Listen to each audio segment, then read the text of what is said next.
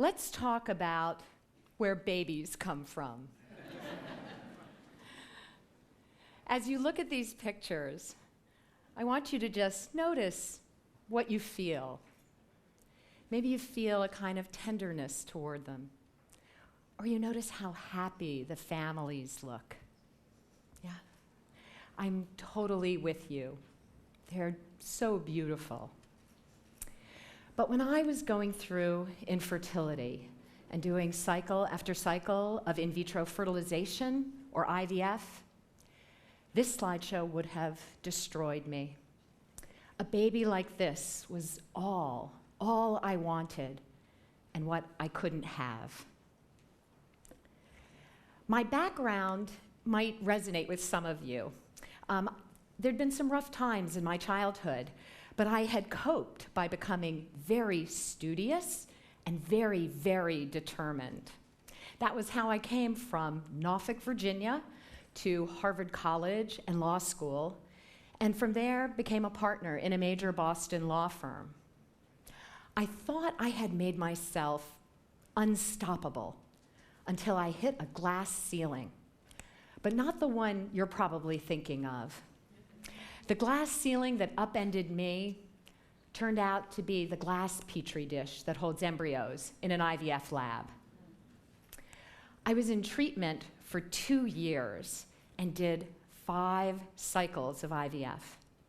But finally, I was able to become pregnant, stay pregnant, and have this smiling, sunny little girl.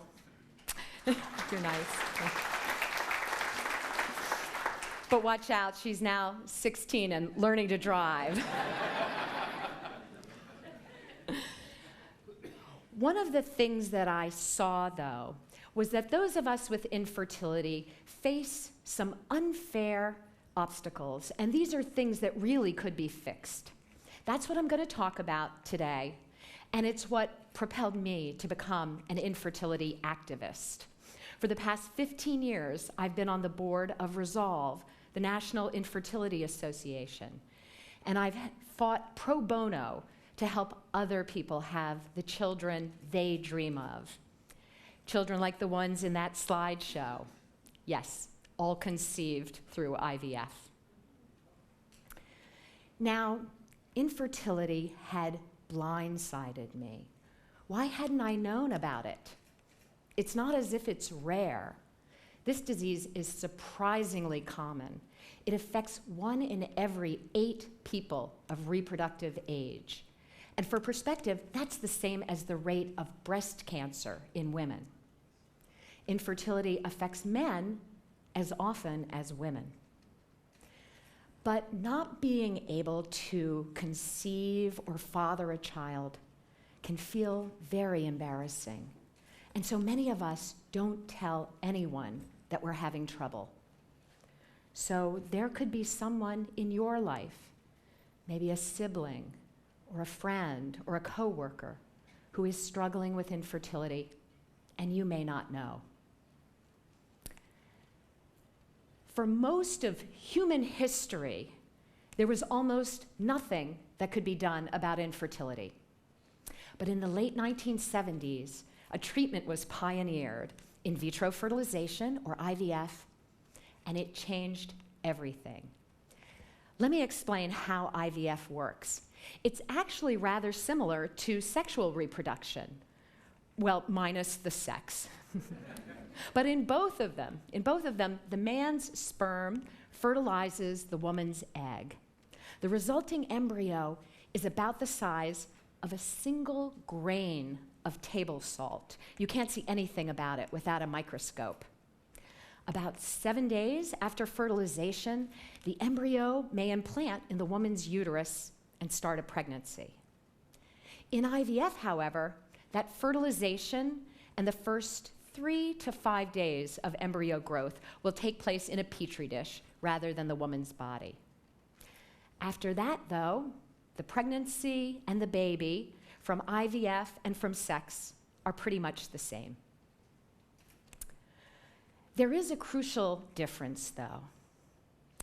If you are able to have children through sex, you can just choose to have children, and no one has any say in your private decision, right? But when we need medical treatment to overcome infertility, then the laws and policies of our society come into play.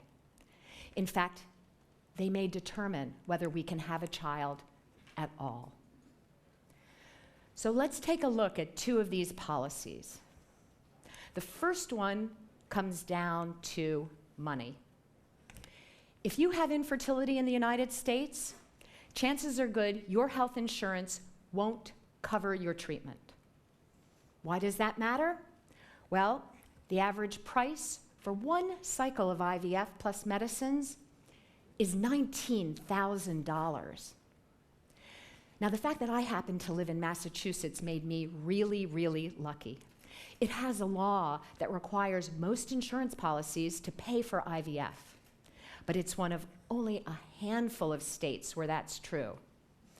Everywhere else, you're going to have access to cash before you can have access to care. So the sad result is that most people with infertility receive inadequate treatment or no treatment at all. All the time, I meet couples who face a choice that's heartbreaking.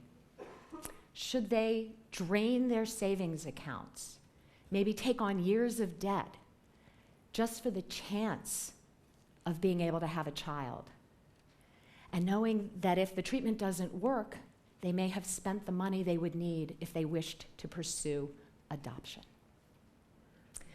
Well, let me tell you the story about a couple who faced such a choice. I met Crystal and Tyler Wilson when we were lobbying together in Washington, D.C. earlier this year. Tyler, like many people, was inspired after 9/11 to enlist in the Army. While he was in Afghanistan, his battalion came under fire, and he was hit by 4 sniper bullets. They left him paralyzed from the waist down at age 20. Several years ago, he was working with an adaptive sports therapist named Crystal. They fell in love, and they want what so many couples want, to have children together. But with Tyler's injuries, it's not possible without IVF. But here's the problem. Tyler receives his medical care through the Veterans Administration, or the VA. But in 1992, a regulation was issued that prohibits the VA from being able to provide IVF, even to someone like Tyler, who sacrificed his body and his fertility because our country asked him to.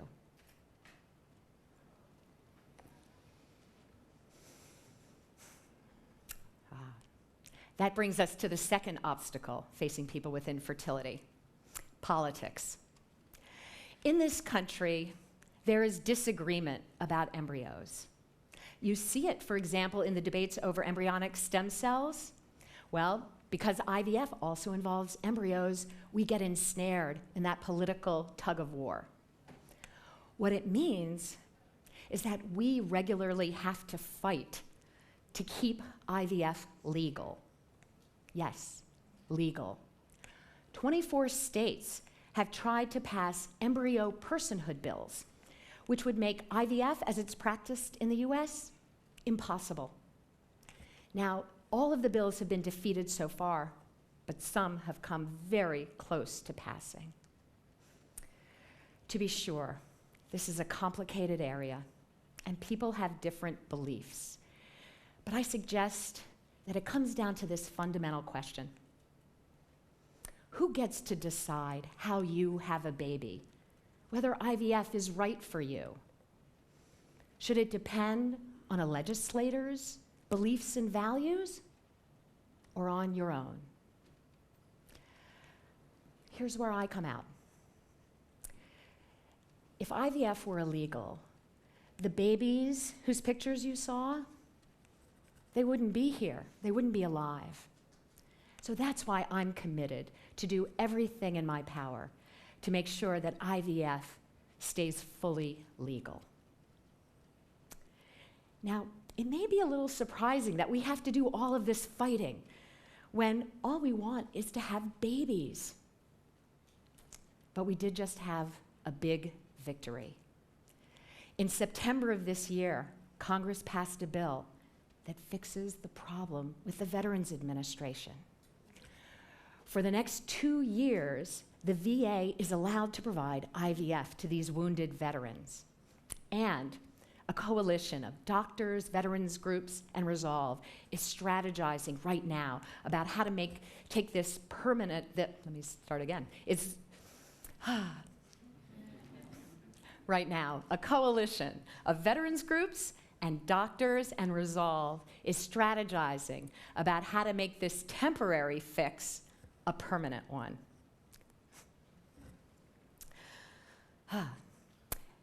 Now, with the political change that's just happened in our country, though, efforts like this may be quite a bit harder. And so we're gonna need you. And by you, I mean the person sitting in your seat. If you're inspired to take action, you can help us turn this critical moment into a movement. Here are 3 things you can do.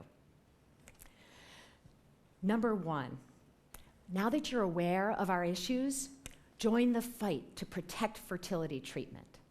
When a bad bill appears, we snap into action and we flood our lawmakers with telephone calls and with emails. You can do these things too through the resolve.org website. And if you do, you'll be doubling or tripling our impact. Number 2, spread the word. If you've learned something new from this conversation, talk to other people about it and inspire them to be part of the movement. There is such power in speaking out, both in stimulating activism and in erasing stigma. Finally, number 3, you can actually help more people get care. You can. Here's how. Ask your employer to add infertility to its employee benefits. It turns out this is something employers can do voluntarily. And the reason most of them do it is because an employee asks them. Imagine being responsible for giving someone the opportunity to start a family because you asked. And great information about how to do all 3 of these actions is on that website, resolve.org. Oh, and there's one more piece of good news. Remember Crystal and Tyler? They're expecting a baby.